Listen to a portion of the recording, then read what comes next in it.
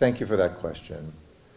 You know, as a diplomat myself, I want to say we take very seriously our obligations, but also our natural inclinations to protect our fellow diplomats under the Vienna Convention, and also just as brothers and sisters. We spent one of the most incredible weeks of my life together with our counterparts in Washington, agreeing to more than 100 tangible improvements in the lives of Americans and Indians. And those people that do this critical work cannot be attacked, threatened, cannot see firebombs or acts of arson.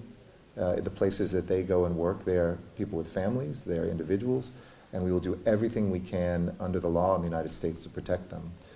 I also have a different perspective, or a good perspective, as a former mayor, that much of our law enforcement happens at the local level. So while our national authorities, our FBI, our State Department are taking these threats extremely seriously, whether it's going to Twitter and making them take down, asking them to take down any threatening language, whether it is the work that we're doing to provide protection to the individuals and to the physical locations of the Indian consulates and embassy, or whether it's some of the work that we're doing to make sure that these incidents are investigated. It's at the local level where usually those investigations and those prosecutions occur.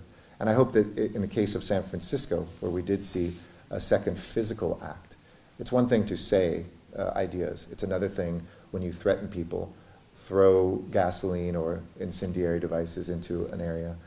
And clearly that's what happened in San Francisco. So I called directly the police chief of San Francisco, who used to work for me when I was mayor of Los Angeles in the Los Angeles Police Department, and the mayor of San Francisco, who's a friend, and had very good conversations with them about putting all the resources in to protect Indians working on behalf of India and Indians in the United States in San Francisco, and to investigate and to try to bring to justice.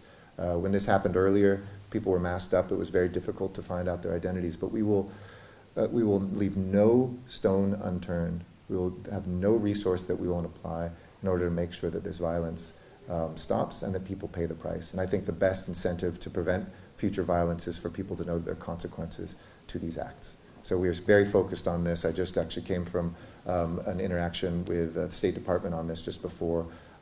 And we are also working across international lines with our counterparts in other countries where these threats have been made: Australia, Canada, UK, and elsewhere.